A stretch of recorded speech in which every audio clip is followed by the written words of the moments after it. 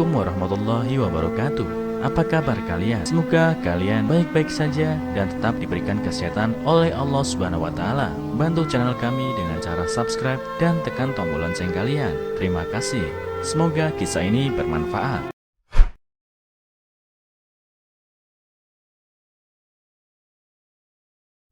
Hanya karena azan, pria miskin ini mendadak kaya raya. Kisahnya begitu mengharukan. Kisah nyata berikut ini sungguh mengharukan. Adalah Ammar Mustafa, adalah seorang pria muslim berkulit hitam yang bekerja di salah satu hotel di Riyadh. Ia datang ke kota Riyadh 5 tahun yang lalu hanya dengan bermodalan tekad yang kuat untuk mencari kehidupan di kota ini dengan meninggalkan keluarganya. Saat berangkat ke kota Riyadh, Ammar hanya bermodalan visa tanpa membawa apa-apa.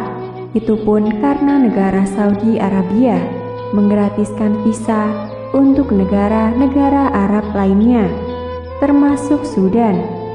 Ketika menginjakan kaki di kota Riyadh, Ammar berharap mendapat kehidupan yang lebih baik di kota ini. Ammar bekerja berpindah-pindah dikarenakan gaji yang ia peroleh tidak dapat memenuhi kebutuhan hidupnya. Bahkan untuk membayar apartemen tempat di mana ia tinggal pun ia tidak mampu, hingga ia memilih tinggal di apartemen temannya. Tapi satu hal yang selalu dilakukan Ammar, sholat subuh datang lebih awal dan melantunkan azan. Setiap hari ia melakukan hal tersebut selama 5 tahun. Meskipun dalam hal pekerjaan ia tidak kunjung beruntung. Ia berpindah-pindah dan memilih melakukan apa saja demi mendapatkan uang yang halal demi keluarganya di Sudan. Nasib Ammar masih belum baik. Bulan pertama ia di Riyadh, ia tidak mendapatkan apa-apa. Begitu juga dengan bulan kedua, ketiga, dan seterusnya semakin berat. Hingga 5 tahun berlalu, hidup Ammar pun masih belum berubah. Ia tetap belum mendapatkan hasil yang memuaskan untuk mengirimkan uangnya kepada keluarganya. Ia berpindah-pindah tempat di sudut-sudut kota Riyadh dan bekerja di bawah terik matahari. Dengan sabar, ia mencari pekerjaan. Hampir di setiap tempat ia cari, namun tidak membawa hasil. Ammar pantang menyerah. Ia lewati hari-harinya dengan menahan lapar dan dahaga sambil terus berikhtiar mencari sesuap nasi untuk keluarganya. Sayangnya, akhirnya 5 tahun berlalu. Ammar memutuskan untuk pulang ke kampung halamannya, walau dengan perasaan malu, baik kepada teman-temannya maupun kepada keluarganya. Disudah karena pulang tidak membawa apa-apa.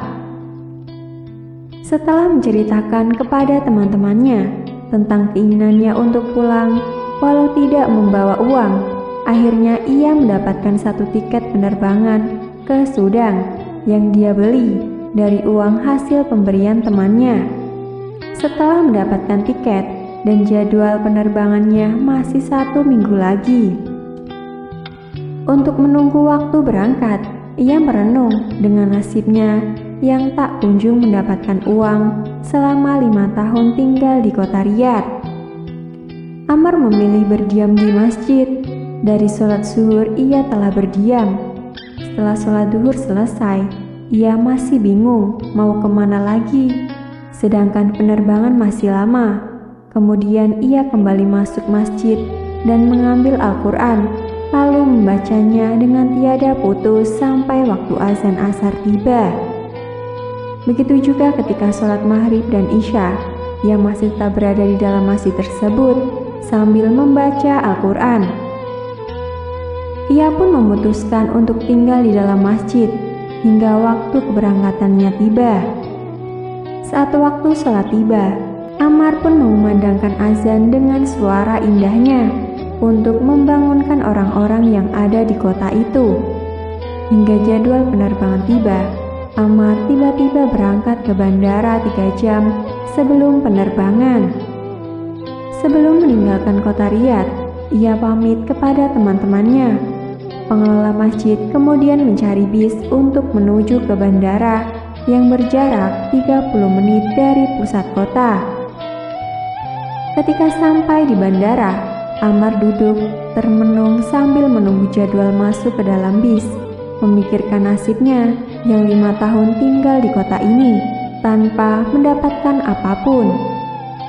Ia pun berpikir bagaimana dengan tanggapan keluarganya di Sudan, karena ia akan pulang tapi tidak membawa uang. Sama ketika ia membulatkan tekadnya untuk pergi ke kota Riyadh ini, tiba-tiba lamunannya terhenti ketika ia mendengar suara dari speaker pesawat yang memanggil namanya. Ammar kaget ketika ia didatangi oleh sekelompok orang berbadan tegap yang menghampirinya lalu membawanya masuk ke dalam mobil tanpa memberitahu maksud dan tujuan mereka. Hanya satu kata yang mereka ucapkan, yakni, "Prince, putra raja memanggilmu." Ammar semakin kaget karena hendak dihadapan dengan putra raja tanpa ia tahu apa tujuannya. Rasa kagetnya pun sirna tatkala ia sampai di masjid yang selama seminggu ia tinggali. Ternyata pengelola masjid tersebut menceritakan bahwa Prince, putra raja, merasa kehilangan dengan azan fajar yang biasa ia kumandangkan. Rupanya azan yang dikumandangkannya setiap fajar itu selalu membangunkan putra raja untuk melakukan sholat subuh berjamaah di masjid itu. Hingga putra raja merasa kehilangan ketika Ammar hendak meninggalkan kota Riyadh. Ammar pun disambut dengan baik oleh putra raja. Lalu ia menceritakan alasan kenapa ia begitu tergesa-gesa ingin meninggalkan Riyadh. Putra raja pun bertanya, "Berapa gajimu dalam 1 bulan?" Ditanya begitu, Ammar bingung karena selama ini gaji yang ia terima tidak menentu. "Berapa gajimu yang paling besar dalam sebulan yang pernah kamu peroleh?" tanya putra raja. Dahi Ammar berkerut sambil mengingat-ingat kembali gaji terbesarnya selama 5 tahun belakangan, hanya 1.400 SR. Jawab Ammar dengan nada malu. Putra raja lalu memerintahkan sekretarisnya untuk menghitung uang lalu memberikannya kepada Ammar. Jumlah uang yang diterima Ammar sebesar 84.000 real atau setara dengan 184.800 juta rupiah. Putra raja lalu menghampiri Ammar seraya berkata, "Aku tahu keluargamu menantimu di Sudan. Kini pulanglah, temui istri dan anakmu dengan uang ini, lalu kembalilah ke sini selama 3 bulan. Akan saya siapkan tiketnya untukmu dan keluargamu kembali ke sini."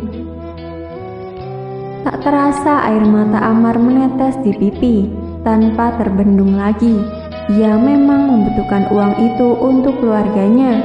Keyakinan Ammar bahwa Allah memperhatikannya selama ini. Berkat kesabaran Ammar, kini nasibnya berubah dalam sekejap. Kini Ammar hidup dengan banyak harta karena tinggal di rumah di Palanj milik putra raja. Dan kini ia bekerja sebagai muazin di Masjid Putra Raja di Arab Saudi dengan gaji besar.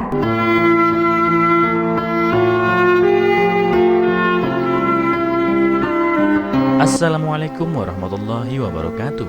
Apa kabar kalian? Semoga kalian baik-baik saja dan tetap diberikan kesehatan oleh Allah Subhanahu wa taala. Bantu channel kami dengan cara subscribe dan tekan tombol lonceng kalian. Terima kasih. Semoga kisah ini bermanfaat.